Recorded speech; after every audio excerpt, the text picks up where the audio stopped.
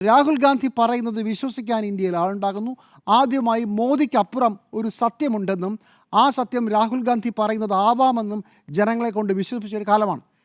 കാറ്റുമാരി വീശി തുടങ്ങുകയാണ്. പ്രധാനമന്ത്രി നരേന്ദ്രമോദി BJPയുടെ വില്ലാളി വീരൻ കിതയ്ക്കുകയാണ്. രാഹുൽ ഗാന്ധി കുതിക്കുകയാണ്. രാഹുൽ ഗാന്ധിയുടെ കുതിപ്പ് ഇന്ത്യ സഖ്യത്തിലെ പല പല വിഷയങ്ങളിൽ ഇടഞ്ഞടിച്ച് നിന്ന പല സഖ്യകക്ഷികളെയും ഒരുമിപ്പിക്കാൻ സഹായിക്കുന്നു. ഇതിലൊരു കാരണമുണ്ടെന്നും ജനങ്ങൾക്ക് ഇക്കാര്യം മനസ്സിലായെന്നും വോട്ട് ചോരി എന്ന 2 വാക്ക് ഇന്ത്യയിലെ ആളുകൾക്ക് മനസ്സിലായെന്നും പിടികിട്ടിയപ്പോൾ മമതാ ബാനർജി തിരിച്ചു വരുന്നു. ആം ആദ്മി പാർട്ടി വേണമെങ്കിൽ തിരിച്ചു വരാമെന്ന് പറയുന്നു. അവസാനം ബീഹാറിൽ എല്ലാവരും അവരുടെ ആളുകളെ അയക്കുകയാണ്. പാർലമെൻറ്റിൽ ഒരുമിച്ച് നിന്ന് എല്ലാവരും പൊരുതുകയാണ്. ഇതാണ് ഇന്ത്യൻ രാഷ്ട്രീയത്തിലെ ടേണിംഗ് പോയിന്റ്.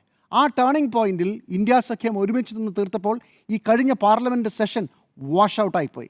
നേരത്തെ അരുൺകുമാർ സൂചിപ്പിച്ചതുപോലെ ഇതിനിടയ്ക്ക് സോഷ്യൽ മീഡിയയിൽ മോദിയുടെ ഏറ്റവും വലിയ ശക്തി സ്രോതസ് അതാണല്ലോ.